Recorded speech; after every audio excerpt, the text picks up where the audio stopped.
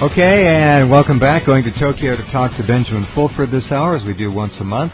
There is an awful lot going on in this so-called financial world of ours, and Ben, of course, the Asia-Pacific Bureau Chief for Forbes magazine for 8 years, has an extraordinary background in economics, finance, and the sociology that propels and projects a lot of the things we see in the headlines today, and even more things that we never see in the headlines. Hello, Ben. Welcome back. Hi, nice to be back. Good. All right. Tell us how it's looking to you in terms of the financial health of Japan. There's a lot of confusion over here that you're not able to see from there. We're not able to see from here what you know about over there. But the economy obviously has taken a big hit. All right, well, look, you got to remember that the statistics are after the fact, okay? So, the economy here is actually, doing okay. It's not bad at all. What happened is there was a hit, there was a giant disaster, and that resulted in one-off, destruction that appeared in statistics a few months later. But in fact, right now, there is a boom as all the reconstruction goes ahead and provides lots of jobs. But by the way, about reconstruction, I want to tell you, I ran almost 15 or 20 photographs showing incredible accomplishments by the Japanese people in terms of cleaning up the damage. Just amazing. So, yeah. Well, it'd be nice if you could run some pictures of downtown Nagasaki and Hiroshima just to show you what the epicenter, what used to be in a nuclear explosion, now looks like. It's a sparkling... Yeah, I have. I've seen metropolis. It. They're amazing cities. Yeah. I know. So, the same is going to happen in the northeast of Japan.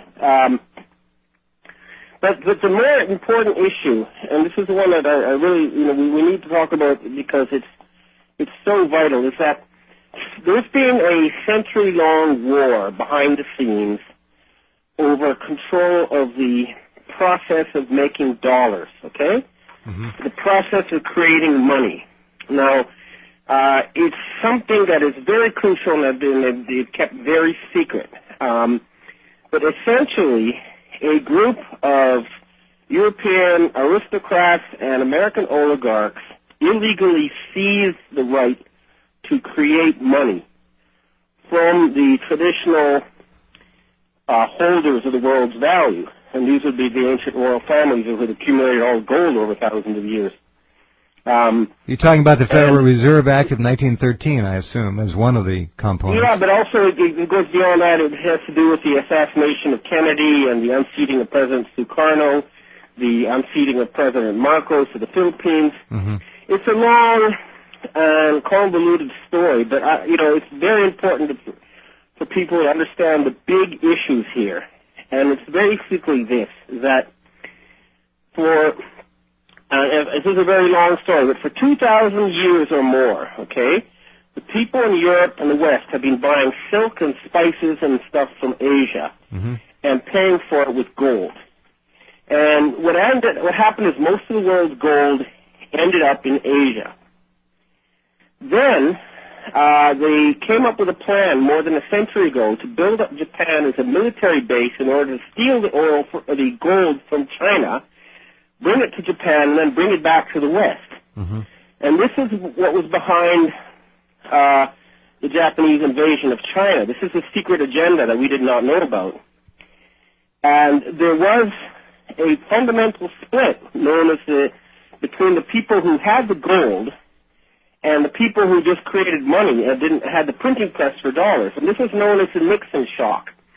And the group of oligarchs who control the United States in secret wanted to replace gold with oil. This is the big picture that we're dealing with. But more specifically, there's been a vacuum at the very top of the process of creating money right now, and this is a battle. And this is behind the Lehman shock, the Greek crisis, and all the other crises we're seeing. And it's now reaching a point where it's come down to a battle over a series of code books. There's actual physical books that have the secret codes that allow you to create dollars in the central bank computers. And that code book is now in possession of a group that I'm in contact with. And this is very, and you can see that what the result is we're entering uncharted waters in terms of human history. Recall there was a Bilderberg meeting starting June 9th, I believe, in St. Moritz, Switzerland. Mm-hmm. And they had to leave before it ended. They were actually going to be arrested. They were going to arrest Henry Kissinger. They were going to arrest a lot of these Bilderberg, David Rockefeller. They were going to be put in jail because the Swiss quite rightly said, you people do not have a right to act like a secret government of the world. You didn't earn this right, and you're doing it through violence and murder. And so they had to actually flee with their tails between their legs. And they were told, nobody gave you the right to create money out of nothing. And this is something that is not being reported in the United States. It's something they're trying very, very hard to cover up. But the fact of the matter is that President Kennedy tried very hard to get the right to create money, which was really the process of deciding what the American people would do in the future, out of the hands of these criminal oligarchs.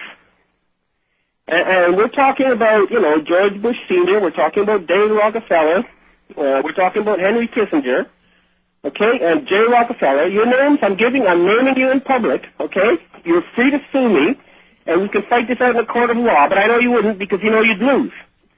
Because you're criminals, and murderers, and liars. And this is the problem that we've been dealing with. This is a fight that's been happening, and these people have been using nuclear blackmail, they've been using murder, they've been using bribery, and we're all sick of it. Ben, when you had Ben, I got to ask a question. When you got that interview with David Rockefeller, and we aired it here and so forth, did you get into any of this stuff with him? Did he want to talk about it? Were you able to broach these subjects about the ongoing? The only thing, okay, you have to understand, I didn't know about a lot of this stuff at the time. What I asked him was very simple. Uh-huh. It was based on the public statistics, which was, that the most of the world's money, right, was now controlled by Asians. And yet, all the world's decision-making bodies, this is the United Nations, the IMF, the World Bank, were controlled by Westerners. And I said, isn't it time that the people who actually, where the world's GDP is, where the world's money is, where the world's population is, shouldn't they have more of a say in how this planet is run? I asked him this question, and his answer was, well, maybe, sometime in the vague future. But he obviously did not like that question because it came to very core issues. Why are you people in charge of this planet? You don't have the money, you don't have the population, you don't actually have any right to run this planet. And that is the core issue. Never mind all the obscure, arcane financial stuff that's behind the scenes. It's just a common sense thing. The people of the planet should have a say in the future of the planet. But what's been happening is that a group of oligarchs took over the media, and you know that 90% of the English media, and I'm including textbook companies, I'm including television stations, newspapers, Hollywood, okay?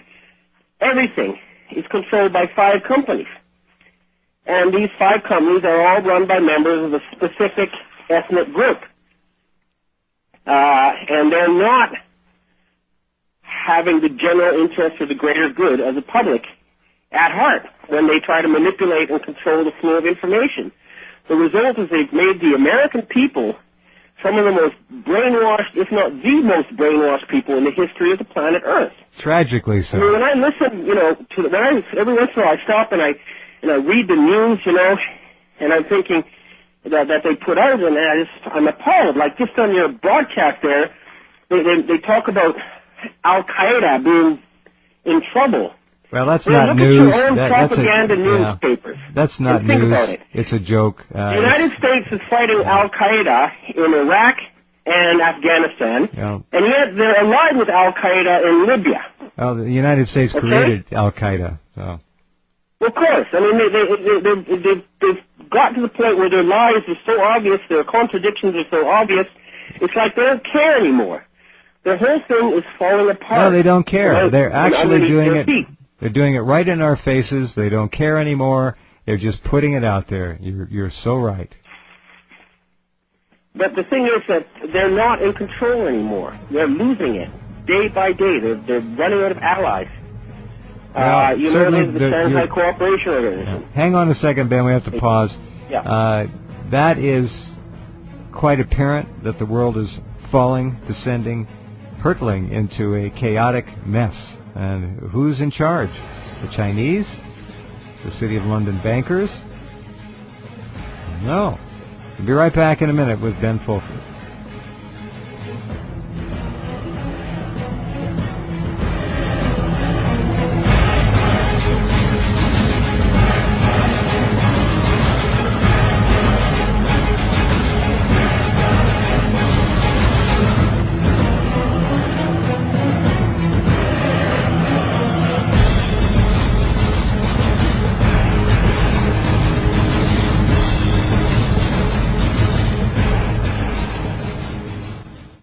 What would your life be like if you woke up each morning with new vitality, feeling better than you have in years, and you noticed a difference in your sleeping patterns, blood sugar levels, and had a sense of well-being overall? There's something that is changing thousands of people's lives, and you could be one of them. It's called Heart and Body Extract. Sharon Harris, co-creator of Heart and Body Extract, talks about the positive effects of Heart and Body Extract. What happens with the formula Heart and Body Extract is it's giving the body the necessary vitamins, minerals, amino acids, enzymes, and phytonutrients so the body will heal itself. And yes, the body does have the ability to balance blood pressure, balance cholesterol, clean and unclog the arteries. It can also work on balancing the circulation for diabetics. So the body is an amazing thing. It simply needs some help so it has the tools to heal itself. Heart and Body Extract gets results. To order your 2-month supply, call now, toll-free at 866-295-5305. Order online at hbextract.com. Have you ever had a conversation with someone and couldn't think of a word to describe something very simple? Hi, this is Jeff Rense, and I want to tell you about a new discovery that can improve the health of your brain. It's called Prevagen. Think about how important your brain is. It controls everything you do, your ability to think, concentrate, and to remember things. We all lose brain cells as we grow older because proteins in the brain that are responsible for keeping the cells alive start to diminish as we age. The good news is that scientists have recently discovered an all-natural replacement for these proteins in a species of jellyfish. Researchers have shown this protective protein increases brain cell survival by up to 50% and improves memory. So I urge you to try Prevagen. Call 1-888-859-6463. That's 888-859-6463. Listeners outside the U.S. can find Prevagen at swansonvitamins.com. Prevagen. Clearer thinking. Millions of Americans are beginning to realize the enormity of the economic and political problems facing the U.S. and the world. And for the first time in their lives, they are feeling the need for preparedness. Ready Reserve Foods has been in continuous operation, manufacturing the finest and dehydrated foods for almost 40 years now. Ready Reserve is the manufacturer, unlike other companies that simply broker canned foods. Ready Reserve controls the quality from start to finish with double enameled cans and nitrogen packing. Other companies are quoting delivery times of 1 to 2 months, while Ready Reserve ships within 5 business days. Many companies don't even offer a catalog. Ready Reserve will be more than happy to send you one for free. Call 1-800-453-2202. That's 1-800-453-2202, or visit our website